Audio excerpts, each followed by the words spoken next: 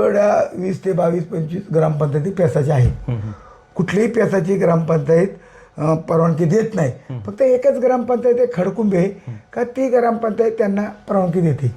त्याच्यामुळं आमचा त्यांना सांगून झाले, आम्ही सांगून कंटाळलोय का तुम्ही कुठलीही प्रकारची पेसा अंतर्गत येणाऱ्या गावांनी कुठल्याही सरपंचांनी ही माती वाहतुकांना परवानगी देऊ नये. परंतु ते आपल्या काहीतरी आर्थिक व्यवहार करून त्या परवानग्या दिल्या जातात. आणि दिल्याच्या नंतर मग आम्ही त्यांना तिथे एकदा मारहाण झाली, पोलीस स्टेशनला गेलो.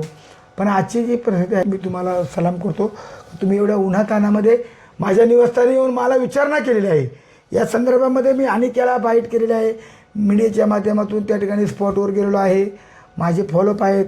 तुम्ही माझ्या ऑफिसला आल्याच्या नंतर तुमच्यासमोर मी सर्कलला फोन लावला, मी तुमच्यासमोर तहसीलदारला फोन लावला. तहसीलदारांना मी डायरेक्ट गाढवाचा मोर्चा काढतो म्हणून डोस दिला, त्याने फोन कट केला. दबाव आहे तहसीलदार की बाबा तुम्ही तहसीलदार म्हणजे एक दंड अधिकारी आहेत. कोर्टाच्या नंतर 2 नंबरचं कोर्ट जुन्नर तालुक्याला तहसीलदार आहे, न्यायाधीश. आणि तहसीलदारांना न्याय द्यायला पाहिजे शेतकऱ्यांना. शेतकरी हा आता सध्या अडचणीत आहे.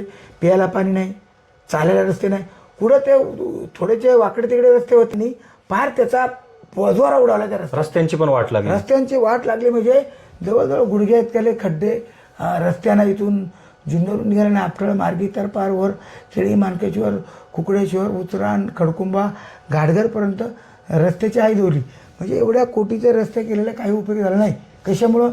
या माती माफियांमुळं. त्याच्यामुळे अशा प्रकारचं हे खरं तर हे झालेलं आहे. त्याच्यामुळे याला कुठेतरी आळा बसला पाहिजे. आणि माझं तर आता डायरेक्ट थेट इशारा आहे तहसीलदारला. माझा इशारा आहे की तहसीलदाराने 2 दिवसामध्ये जर हा बंदोबस्त केला नाही तर शेवटचा पर्याय म्हणून या तहसीलदार कचेरीवरती खरं तर आदिवासी वादळ गाढवांचा मोर्चा नेईल.